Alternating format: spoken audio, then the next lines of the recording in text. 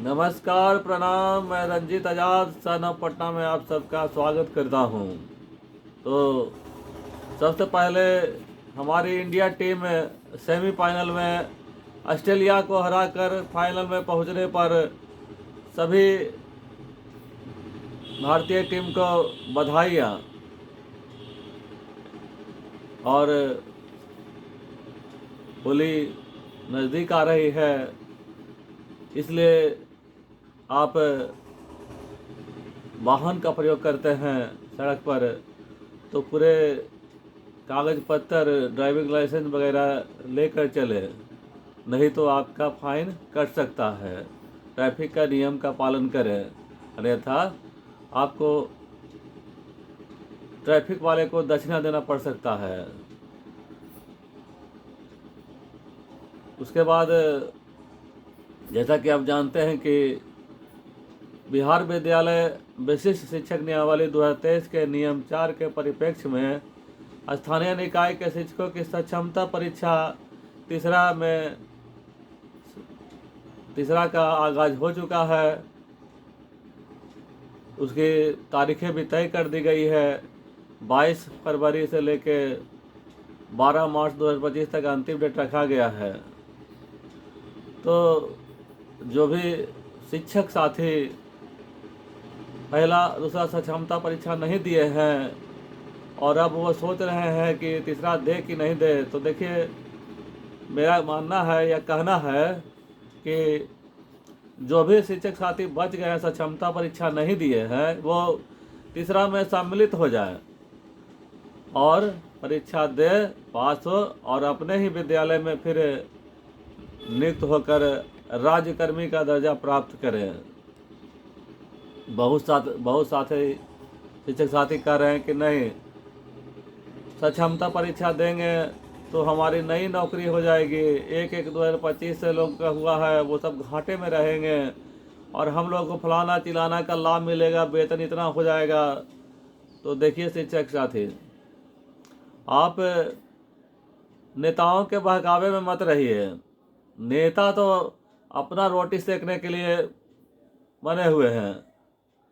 हमने नेताओं को देखा है कि हम अच्छे ढंग से गाड़ी से नहीं चलते हैं, लेकिन जितना नेता है सभी हमारे ही पैसा को चंदा लेकर दिल्ली में फ्लाइट ले लिए। जब हमारा समान वेतन का केस चल रहा था तो हमने हर शिक्षक गुट को 500 1,000 का चंदा दिया। क्या हुआ?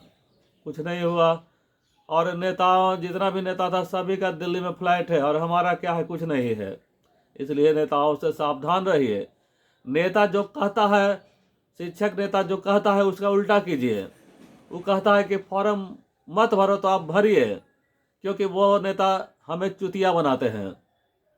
हमने देखा है कई बार कि हम लोग हड़ताल पर चले गए, हम लोग हाजिरी नहीं बनाते थे और वो लोग, सारे नेताओं का पूरा वेतन मिलता था, हम लोग का वेतन कट के मिलता था।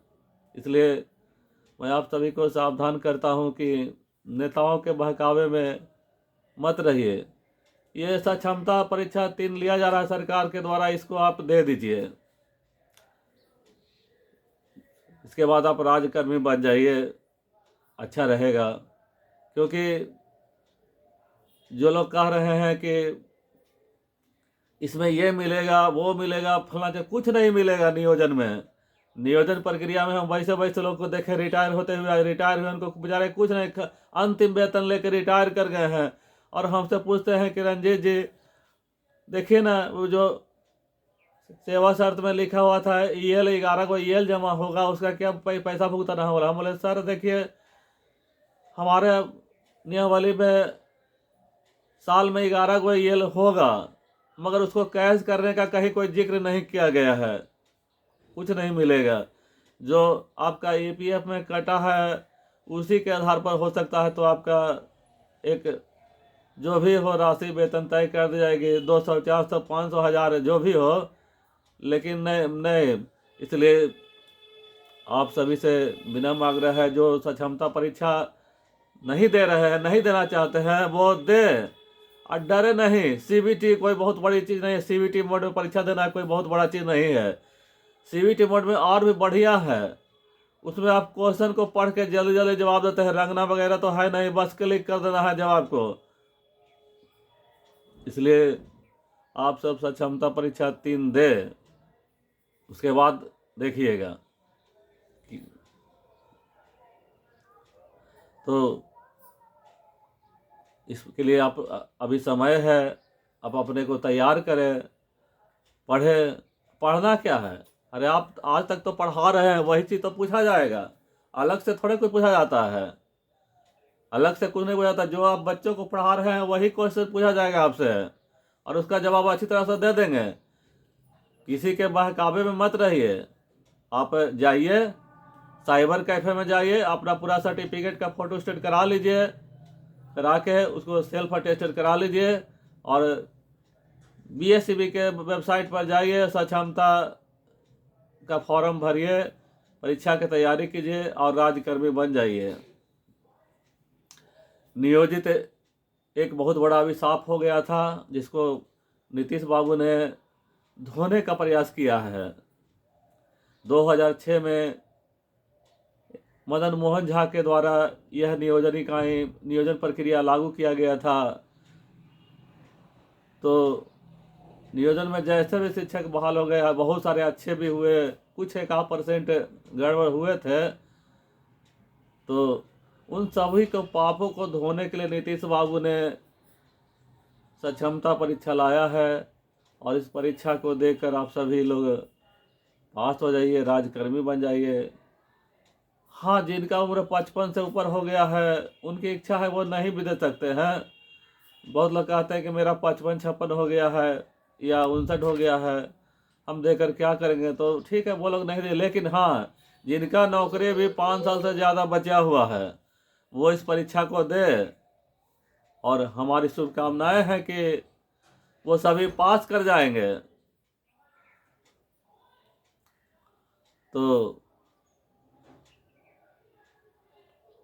आप सभी से फिर से मैं अपील करता हूं कि आप लोग सक्षमता परीक्षा को दे, पास करें, राज्यकर्मी बन जाए। तथा हमारे शिक्षक साथी जो BPSC हेडमास्टर बने हैं, उन लोग भी बार बार फ़ोन करते रहते हैं कि हमारी पोस्टिंग कब तक होगी। तो देखिए, आप लोग की पोस्टिंग होगी, जल्द ही होगी। होली के बाद विचार हो रहा है कि आप लोग का नियुक्ति किया जाए। धन्यवाद। एवं हमारे सन ऑफ पटना चैनल को सब्सक्राइब कीजिए। धन्यवाद।